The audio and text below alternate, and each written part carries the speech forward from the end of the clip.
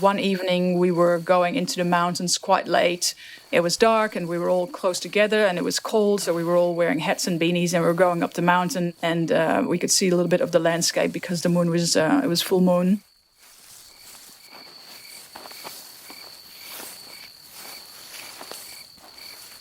And we were lucky enough that evening that we actually heard wolves howl, and it just went on for 5 minutes.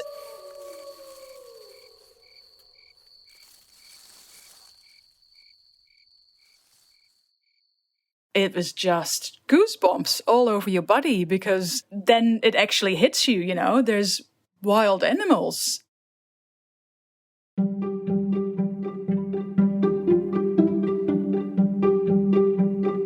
That's Dutch conservationist Aukje Van Gerven. She's the tourism and training manager at Rewilding Europe. Aukje and her team are trying to restore the continent's spoiled land, forests and rivers in areas that have been degraded by years of intensive agriculture and industry.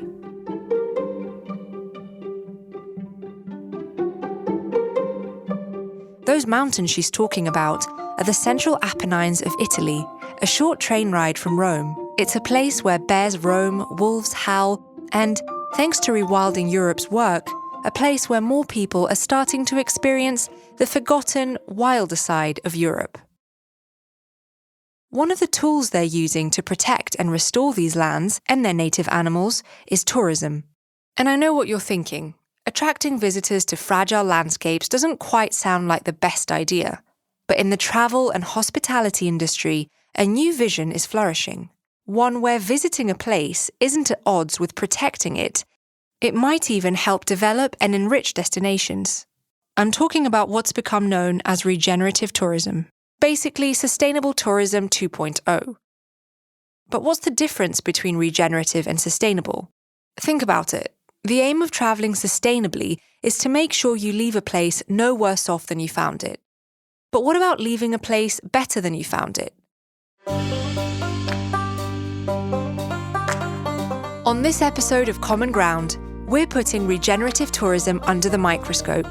We speak to the scientist who thinks the industry can become a transformative force for good, the tour operator helping communities from Alaska to Ecuador, and the conservationist using tourism to help bring endangered animals, like the Iberian lynx, back to Europe's landscapes. Stay with us.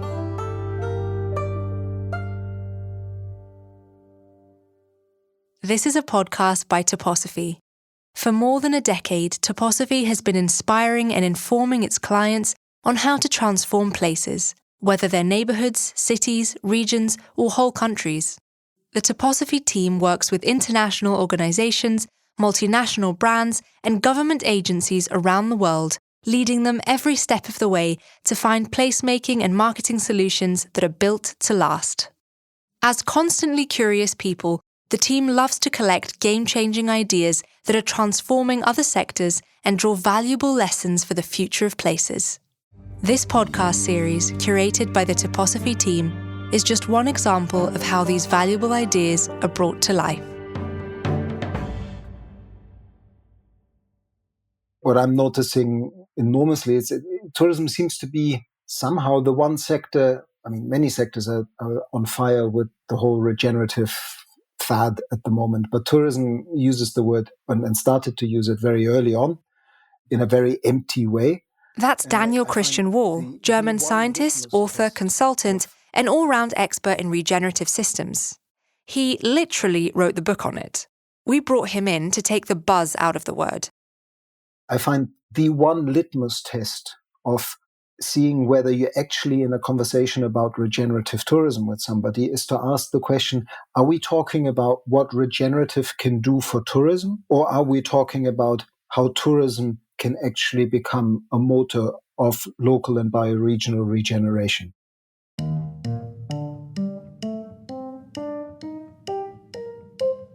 We're currently getting a lot of people who are just seeing regeneration as the new trend, to present that trend as this is so much better than sustainability. I can't believe you're still working on sustainability. I don't believe that that is the right way of framing it.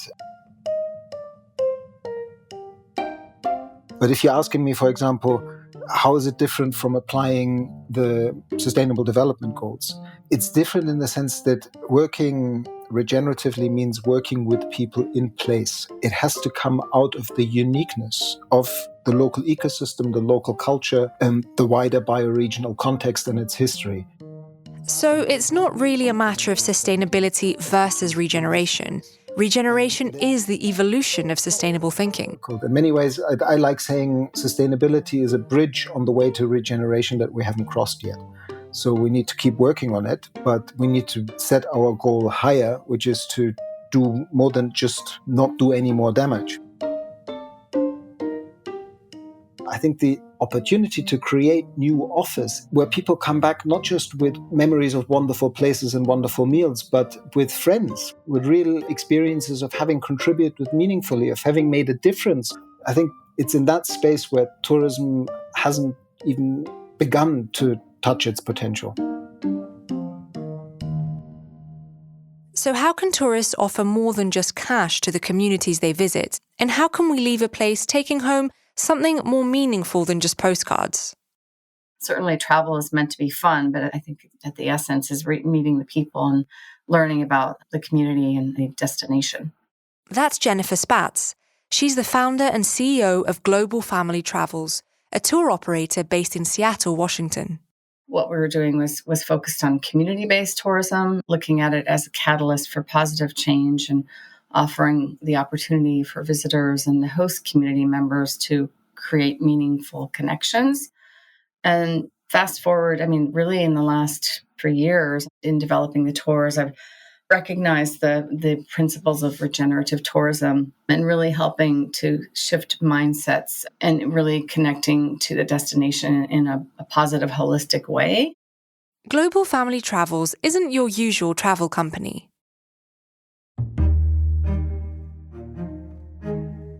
More than just getting a glimpse of an exotic destination, travellers, mainly families, are offered a chance to actually experience local culture and hopefully even contribute to it.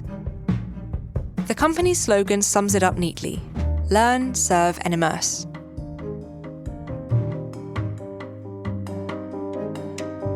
Signing up to one of Global Family Travel's trips, you might find yourself lending a hand with reforestation efforts in the Costa Rican rainforests, staying with a family in the remote villages of the Indian Himalayas, or even restoring salmon habitats in Seattle.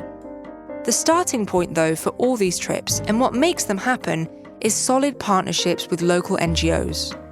We have this process of interviewing the nonprofit to learn about their mission and what they're accomplishing through their mission in supporting the host destination, whether it be something environmental or educational. And oftentimes we look at aligning some of these trips around the United Nations Sustainable Development Goals. And, one of the important goals is the partnership goal. That's a big part of our business.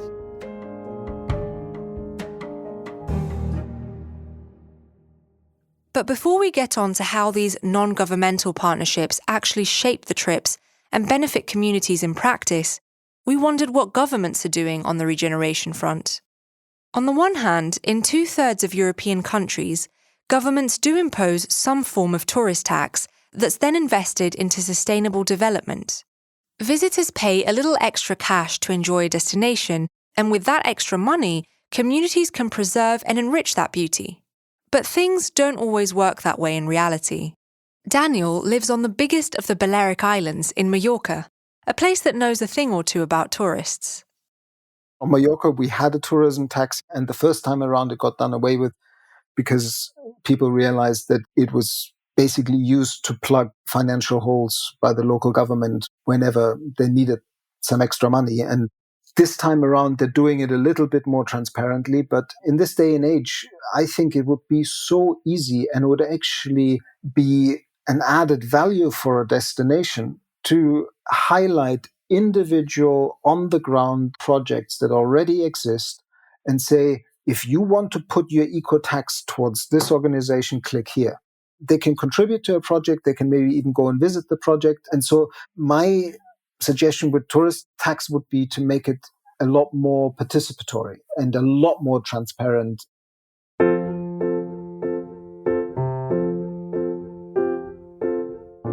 At the moment, Visitors to the Balearic Islands can't choose where their money goes. The system isn't yet participatory, but things are looking up. Funds from these taxes are going towards regenerating both the landscape and the cultural heritage of these islands. For example, the restoration of a medieval irrigation system in the hills of Mallorca is replenishing degraded soil and helping grow persimmon and olive trees, which has in turn created jobs, trained locals in these specialist skills, and ensured the livelihood of local growers. This sort of positive loop, where restoring in one way brings about a multiplying effect, is exactly what regeneration is about. Rewilding Europe is also channeling this momentum. It's about letting nature take care of itself, so letting nature lead. It's enabling the natural processes to come back in that area and to repair the ecosystems that have been damaged, restore those degraded landscapes. And if you let the land regenerate itself, that means that the natural wildlife that will come back or the natural landscape that will come back will kind of protect the area. Imagine a mountainous landscape covered in some of Europe's oldest forests, where wolves, bears, boar and deer roam free, where the peaks reach over 2,500 meters. The Carpathians is a mountain range that stretches over 8 countries. In Romania, Aukje's team is busy at work reintroducing bison to the area, the largest land animal in Europe that was hunted to near extinction during the 20th century. We'll let Aukje explain how the comeback of the ancient beast has been regenerative both for biodiversity and community. There was no more European bison on the verge of extinction, but through this program where they were released in the wild again, there's this local pride again of, wow, these bison have returned to our area. And not only that, the fact that they are there is actually attracting tourists to the area, which means that the tourists are staying in local guest houses or they're staying in local tented camps, and people from the village are driving some of the tourists to these local camps, and the local people are using the food that's been grown in their backyards to make sure that the tourists are fed. So that means that the whole community is kind of coming together. And it also means that as a tourist, that it's a really inclusive experience because you're literally eating the food that people are growing in their backyard, and you're having, if possible in Romanian or English, you're having a chat with the aunt of the guide that is actually stirring in the pot. And tourism is a way to open up the area again for interesting jobs, whether it's young people or it's people that have been around in the area for a long time, and to bring back people that were local to the area and make sure that they can have a different source of income so they're not reliant on, for instance, agriculture or hunting. If conservation just comes with a list of don'ts for the community, no hunting, no fishing, no logging, then it's bound to fail, because many communities still rely on these very things to survive.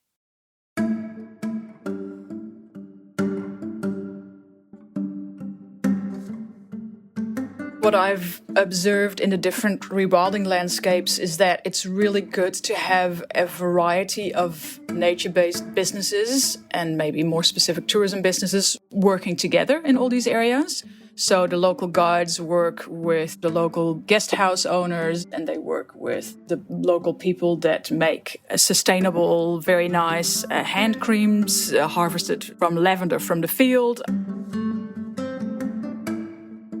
In the areas where all these nature-based tourism entrepreneurs are working together and together are building really interesting tourism experience that actually works highly to their benefit, because that means that they actually have something more to offer than just giving one night to tourists and the guide just guiding them for 4 hours in the field.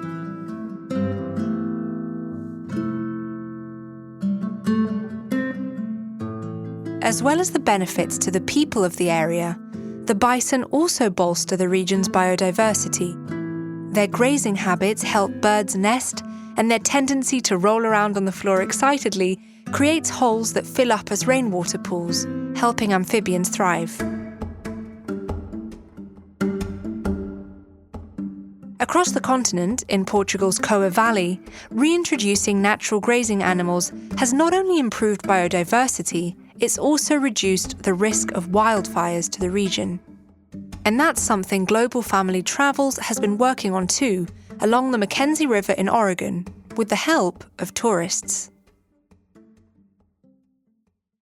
We have a volunteer experience that Cascade Volunteers implements with the public lands and brings people into the land to either thin the trees or help restore some of the lands that were devastated by the wildfires, but also offering people the opportunity to learn about how the community was affected by the wildfire, how the land is, and what it takes to bring back that land. There are plenty of learning experiences to be had on their trip to Iceland too, which encourages visitors to immerse themselves in nature and witness the catastrophic effects of global warming firsthand. I wanted to do it in a mindful way that could really tell the story and witness how nature is reacting to the warming oceans. And certainly it's not just the oceans, but it's impacting bird life, it's impacting fish, it's impacting everything. Starting with visiting and seeing the whales and the puffins and learning about the plight of the puffins and the decrease in the population of birds, and obviously walking on the glacier and then like knowing a day later that what you walked on has disappeared. Although it might sound simple, storytelling is an important aspect of regenerative tourism. It's a way of actively engaging the travellers in the places they visit and creating a deeper understanding of its problems in an attempt to spawn solutions. Part of this is using what Jennifer calls the Transformational Travel Council Journal. We really want to use that Transformational Travel Council Journal as a way to frame it as you're going along and taking notes about what you've learned. And at the end, tell the story of what actions you might take after you've done this trip. I like to use the term travel awakened, become more awakened when you travel and to wake up and see something and hopefully do something about. And yes, taking that trip to Iceland in the first place isn't great for the puffins and glaciers. But with or without Jennifer, these people will, one way or another, end up travelling there.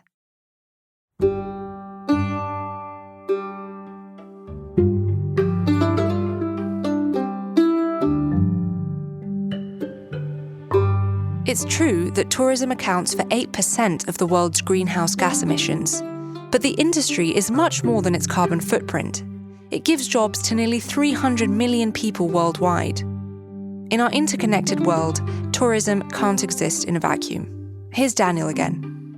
I've realized how tourism really touches every single aspect of modern life. And so we need to look at how tourism can be reduced in numbers, but increase the length of stay by stopping to see tourism in isolation, but by understanding that the pandemic and our current global situation with climate change and many other reasons is asking us for transformation in so many different fields.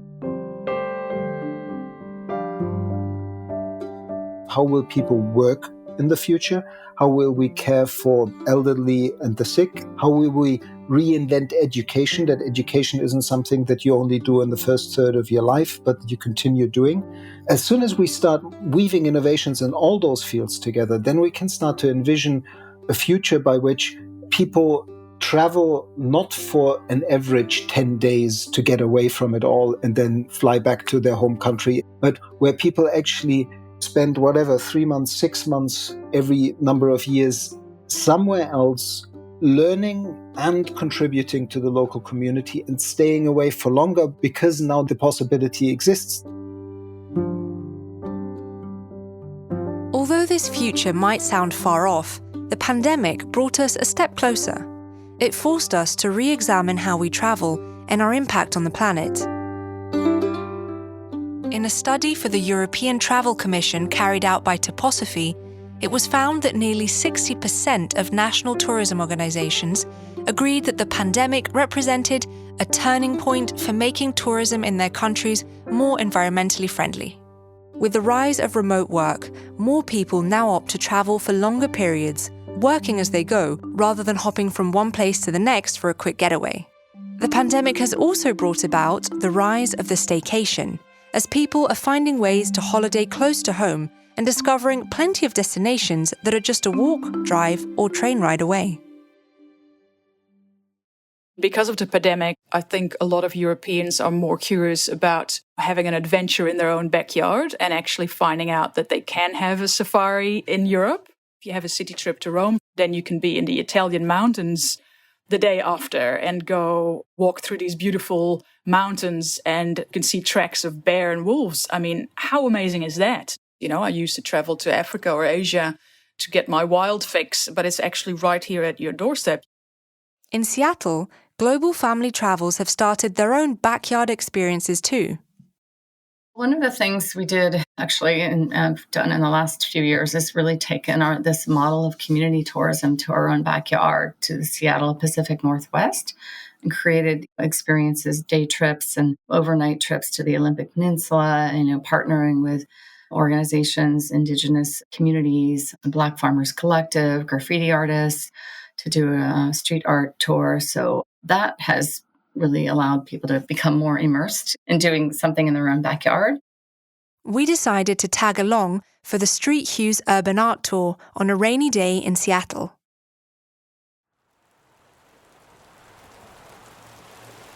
So we are sitting on the doorsteps of Washington Hall, a very historic building, and you're going to learn more about that in the tour.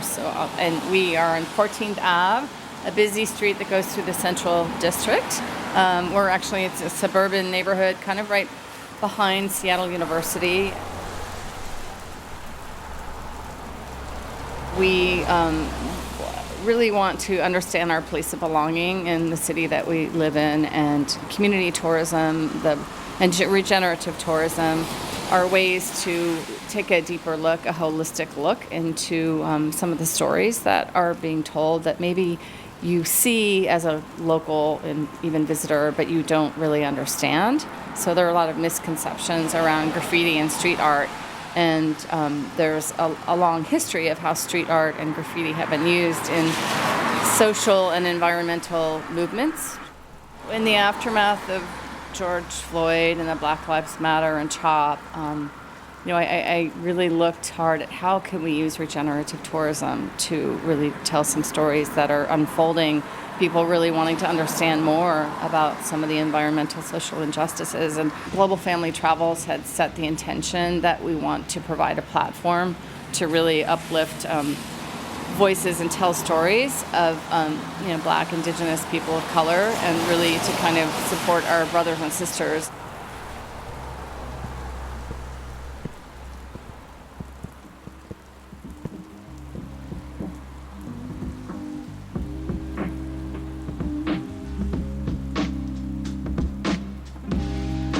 Hip-hop is a culture that consists of 4 elements. You've got graffiti art, breakdancing, DJing, and MCing. And MCing is the rapping portion that is most commonly associated. And so we also like to say that there's another element, the first element, which would be knowledge. Because without knowledge, you can't apply anything or learn anything to figure out how it fits into your lifestyle or what you're trying to accomplish. That's graffiti artist Sire One, a veteran of the Seattle street art scene and now part of 206 Zulu, a local NGO that helps children in the community through music and art. The Zulu Collective works with Jennifer, providing expert guides, local musicians and artists who know the tags, signs and symbols of the streets better than any standard Seattleite. This is also another wax pen here. You can see they had it a little bit, they were really aggressive because you can see how it's built up on here. It's got kind of an extra crust. Really were maybe in a hurry. Then you also got these. These are called slaps. A lot of people call them stickers. In graffiti, they're called slaps because you would peel one off and you could just have it, and then anywhere you happen to be, you could just slap it up, I saw one today where it had the picture of Joe Biden like pointing like this, and it said, "I did this." And it was on the gas pump pointing right at the big price of the gas. And I know that's not really what's going on, but it was a clever use of this sticker, I've worked at a lot of middle schools, and I'll say this, is that the amount of policing that goes on in this neighborhood is much different than the amount of policing that goes on at Rainier Avenue South in Henderson. And when I say that, it means that up here, if you're a white kid walking down the street with a spray can, they'll drive right by you. I'd almost guarantee it. If you're a black kid standing down on a street corner waiting for a bus, 2 or 3 cars are going to drive by you just to see what you're doing. And I saw it firsthand. I'm not going to get into it too deep right here today. This tour is one of many Jennifer is running in and around her native city. Through these local tours, she's hoping to tell the stories of communities whose voices and stories often go unheard or are misrepresented. This shift towards thinking locally is, according to Daniel, a key feature in all regenerative efforts. Living in an eco-village in the north of Scotland and at Findhorn Eco-Village for 4 years, I realized that the real scale of change has to be the region. We literally need to redesign the human impact on Earth, and that means working from place and region outward.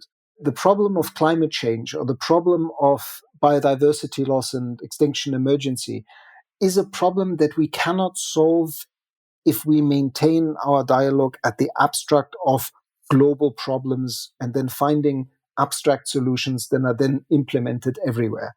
Actually, exactly the other way around. It's through working on the potential of local people in place and the potential of local ecosystems to provide the resource base of regional economies that we can create bioregion by bioregion a more regenerative human impact on Earth. It's actually building the local capacity of people in place to meet an uncertain future over generations.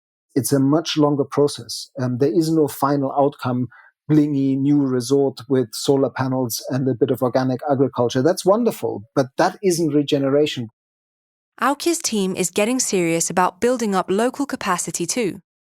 Rewilding Training Tourism is a training program that Rewilding Europe has set up, and we're focused on developing and upskilling the entrepreneurial guiding and the hospitality segment of Europe's nature tourism sector. They do this through a wealth of on-location courses, webinars and field days. Trainings play a big part in making sure that the local business owners are trained in a way that they actually know what rewilding is. So how are you delivering as a guide a guest experience to these tourists that really want to see one, but that's not something you can promise. In the end, it's not a zoo, we're actually in the wild here. And you have to build this whole story around this predator and explain how it's come back, what it does, what its natural behavior is. And then you can create this really wonderful experience for this guest. We see that the entrepreneurs that understand that and actually are doing that in the different rewilding areas, they're actually benefiting from a more diverse crowd of tourists coming in.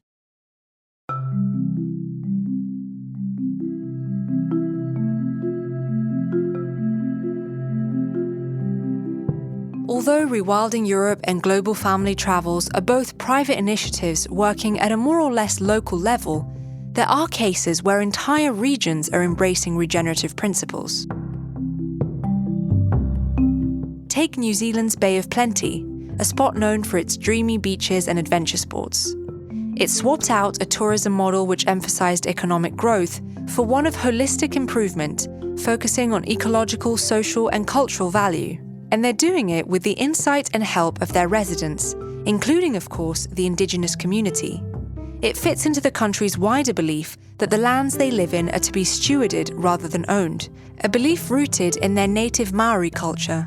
And as Daniel argues, there's a lot we can all learn from indigenous cultures. We as a species have evolved as regenerative place-based cultures all over the world.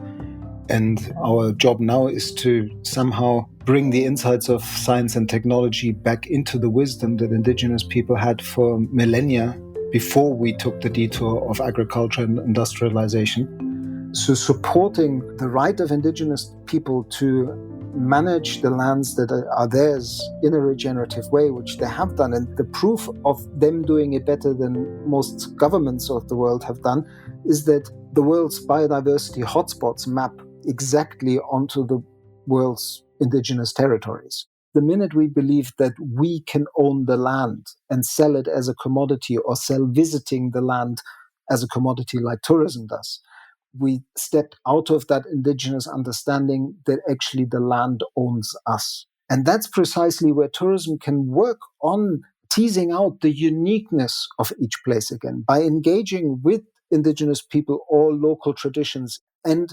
focusing on the uniqueness of that culture and celebrating it and enabling the people to take care of that beauty of that place, which is the attraction that brings the tourists in the first place. We're still learning. Regeneration is much harder than simply being sustainable, but the rewards it can bring are worth it. And although it's just the beginning, there seems to be a growing appetite for change. So what does Toposophy make of regenerative tourism? Is it a fleeting fad or a tangible reality that can truly transform the way we travel?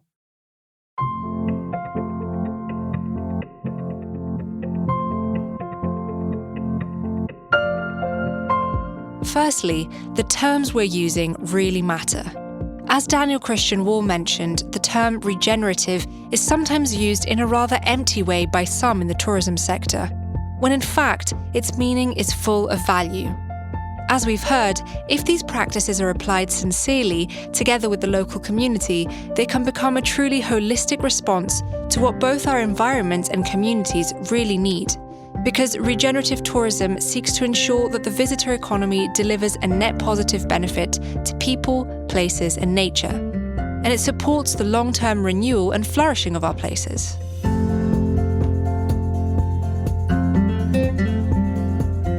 Secondly, talking about long-term renewal, we need to remember that regenerative tourism takes a lot of time. We've heard that it's definitely much broader than the concept of sustainable tourism that perhaps we're most used to, and it definitely isn't about ticking boxes to get an eco-certification. It takes a holistic systems approach, asking, how can we design tourism so that it regenerates places, people, and nature? And it takes months, or even years of working closely with the local community to address this key question.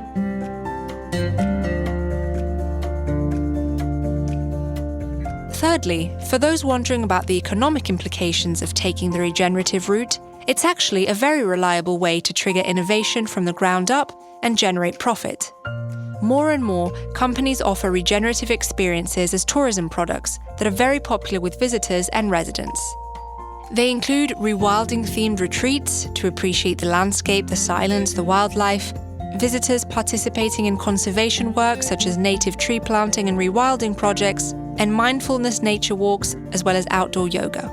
The example we heard from Seattle proves that regenerative approaches apply as much for cities as rural areas. You can read more about Rewilding Europe's work, as well as other aspects of regenerative tourism, in a handbook prepared by Toposophy for the European Travel Commission. Just search for the Handbook on Encouraging Sustainable Tourism Practices, available from the European Travel Commission's website. Finally, as we discussed in our over-tourism episode, despite the impact of the pandemic, the challenges posed by tourism aren't going away. Regenerative tourism can provide durable, long-term solutions for shaping the sector for the better. Although it's about working from the local level upwards, regional and national governments can also play an important role in facilitating relationships and supporting the implementation of local-level projects that can then be scaled up.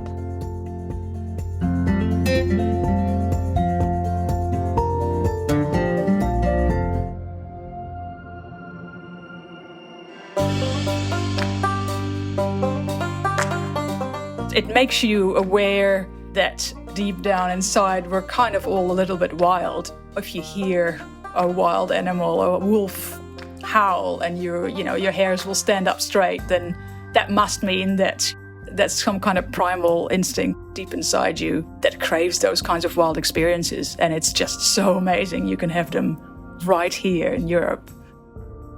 Maybe we should start with the humble not knowing and saying, what can we do to improve tourism's role in this? How can we get better at this rather than pretend we already know exactly how to do it?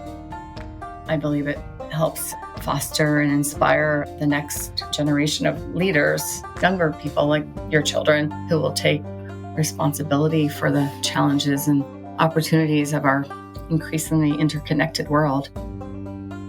Thank you for listening to today's episode of Common Ground by Toposophy. It was developed and produced by the Greek Podcast Project, with production assistance from Gaia Lutz, field reporting from Greg Scruggs, and it was curated by the team at Toposophy. Next time on Common Ground... if you really focus on actually people and you really are curious about what drives them and what frustrates them and how could you make them happy, if that's the starting point, you will end up with different spaces. So it's basically kind of a mind shift or almost a paradigm shift, how you look into the world of hospitality, or maybe we shouldn't call it hospitality, we should call it facilitating talent. We're talking hybrid. We'll look at how the rise of remote work is changing hospitality, the way we choose to travel, and the design of our cities as a whole. We hear from the award-winning hybrid hotel concept turning design on its head, the valley in Croatia dedicated to the growing tribe of the digital nomad, and the Finnish expert who breaks down what it's going to take to make a hybrid way of working a lasting success. I'm Daphne Karnizis. Thanks for listening to Common Ground by Toposophy.